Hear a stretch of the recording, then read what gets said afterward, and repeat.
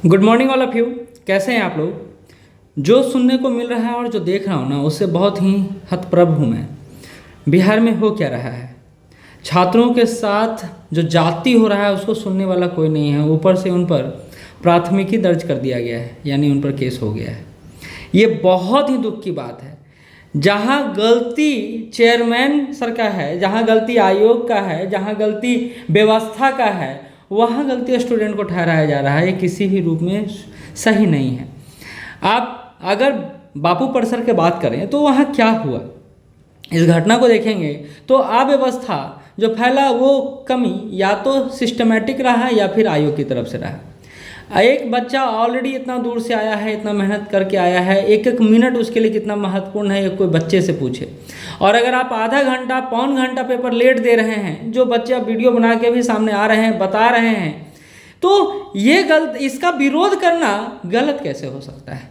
हाँ, वो तरीका गलत है, लेकिन विरोध तो गलत नहीं हो सकता है। इस बात को आयोग को सोचना चाहिए था, समझना चाहिए था, और बच्चों का ज़िंदगी बर्बाद करने से पहले ये समझना चाहिए था कि प्राथमिकी दर्ज होने के बाद बच्चों का आप भविष्य अधर में लटका दिए हैं।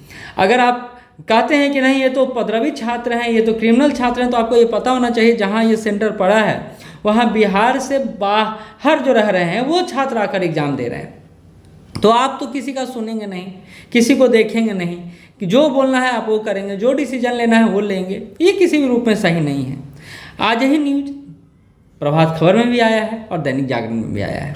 इसी को लेकर हम लोग विशद चर्चा करेंगे और ये समझने का प्रयास करेंगे आखिर कौन सही है कौन गलत है, कहाँ गलती स्टूडेंट की तरफ से हुआ है, कहाँ गलती आयोग की तरफ से हुआ है, कहाँ गलती सिस्टमेटिक फेल्यूर है और कहाँ गलती मीडिया वाइज भी किया गया है। तो हम लोग पूरा एक ओवरऑल एनालिसिस करने का प्रयास करेंगे। और आपको ये वीडियो पसंद आए तो नीचे लाइक का बटन है और इस चैनल से जुड़ जाए, ठीक है। साथ ही जो छात्र एग्जाम दे चुके हैं या फिर आगे का तैयारी करना चाहते हैं, हम लोग उनके लिए यह बैच लेकर आए हैं। हालांकि ये बैच लाने के समय बहुत खुशी होता है हम लोग को कि चलिए बच्चों के लिए एक और मेहनत करने का अवसर मिला है, लेकिन अब मायूसी से ही सही, लेकिन आपके लिए काम तो करना है। तो आप इससे जुड़ना चाहते हैं, आगे बढ़ना चाहते हैं, जो 18 तारीख से ही हम लोग शुरू कर रहे हैं, तो इस पर कॉल कर सकते हैं, व्हाट्सअप कर सकते हैं। हम लोग ये सारा सिस्टम दे रहे हैं। हालांकि फिर से बता रहा हूँ, ये बस एक आपके लिए इन्फॉर्मेशन है। मेन बात यहाँ पर छिपा हुआ है। परीक्षा परिसर व आसपास लगे कैमरों से अज्ञात की पहचान करने में जुटी है पुलिस। अज्ञात कैसे हो सकता है कोई, अज्ञात कैसे हो सकता है कोई। सारे लोग आपके ही कैंडिडेट हैं, सारे आपके ही छात्र हैं, आपका ही एडमिट कार्ड लेकर वो यहाँ पहुँचे हैं, या आपके ही एग्जाम को देने के लिए वो इतना कौतूहल हैं, और आपके कारण ही ये आंदोलन, ये छात्र विरोध शुरू हुआ है। ये हक की लड़ाई है, ये छात्रों के हित की लड़ाई है। और ये छात्र जो अपने स्तर पर शुरू किए हैं, तो पहले तो आप कोचिंग माफिया बोल रहे थे कि कोचिंग माफिया द्वारा करवाया जा रहा है। अब जब छात्र खुद आगे बढ़े हैं तो आप उनको उपद्रवी, क्रिमिनल और असामाजिक तत्व कहने में लगे हुए हैं। ये घोर निंदनीय है, बहुत ही निंदनीय है। कहा जा रहा है 2035 पदों के लिए 36 जिलों के 912 केंद्रों पर हुई थी बीपीएससी की 17वीं 18वीं परीक्षा, और इसी को लेकर यह कौतूहल हुआ है और 60 अज्ञात पर दंडाधिकारी ने प्राथमिकी दर्ज करवाया है। और आपको पता ही होगा जो पटना डीएम ने थप्पड़ मारा, उसको लेकर भी मानवाधिकार आयोग के पास मैटर गया है। और ये जाना भी चाहिए, क्योंकि एक छात्र का भी अपना एक स्वाभिमान होता है, उसका भी अपना रिस्पेक्ट होता है, सेल्फ रिस्पेक्ट होता है। और जो हो रहा है उसके बारे में कहना गलत कैसे हो सकता है। हाँ, जो नहीं हो रहा है, जो दिख नहीं रहा है, उसके बारे में तो बोलना गलत होता है, लेकिन सामने जो दिख रहा है उस पर आवाज़ क्यों नहीं उठाया जा सकता। आखिर फ्यूचर की बात है। विद्यार्थी कितना मेहनत से साल भर तैयारी करता है, कितना सैक्रिफाइस करता है, और अगर कुछ होगा तो आपसे एज ए गार्जियन नहीं पूछेगा तो किससे पूछेगा, एज ए एडमिनिस्ट्रेटर नहीं पूछेगा तो किससे पूछेगा। ये मुझे समझ में नहीं आता है।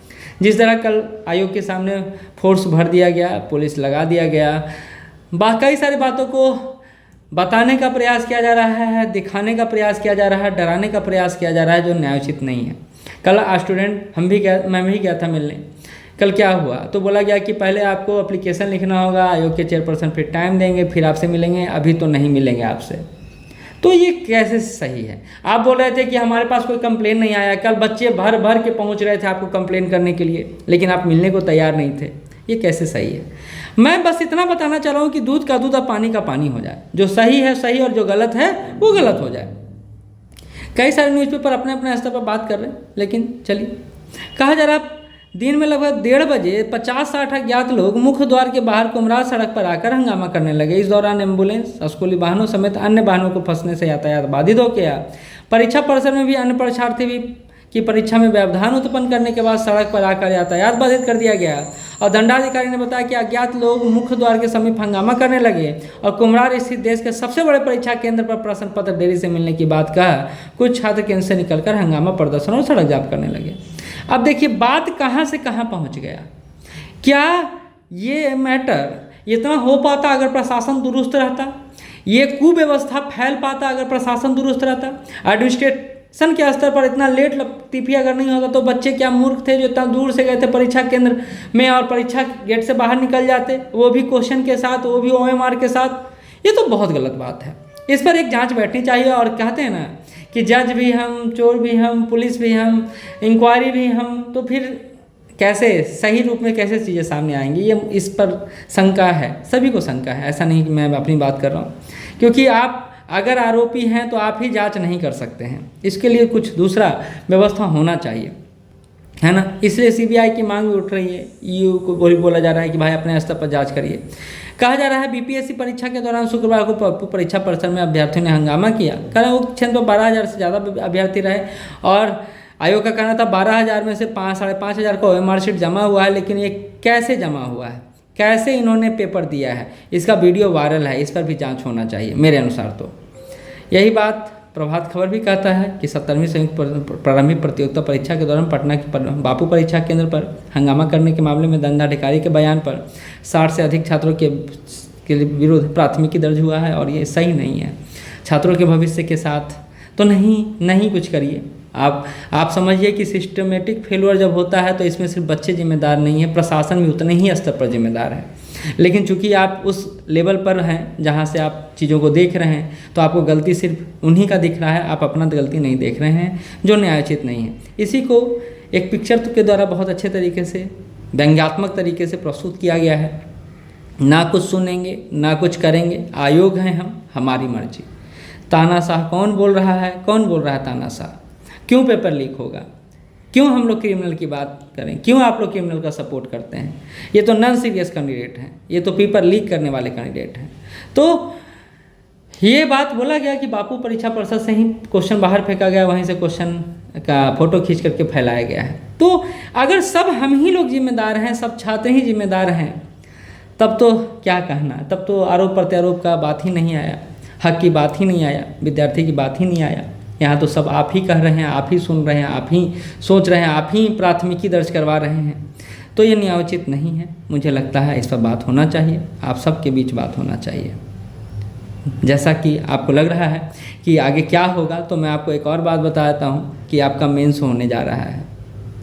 जिस तरह आयोग हठी है पूरा, वो आयोग मेंस लेगा। हाँ, आपका बापू परीक्षा परिसर का एग्ज़ाम कैंसिल हो सकता है, ये कैन भी है, हो सकता है। और इसका री एग्ज़ाम हो, यहाँ सिर्फ इसी का बात कर रहा हूँ मैं, री एग्ज़ाम हो और इसका जो रिजल्ट आएगा वो अलग से आएगा, और जो अभी छात्र एग्जाम दे चुके हैं इसका अलग से आएगा। तो नॉर्मलाइजेशन का बात नहीं है, दिग्भ्रमित ना हो।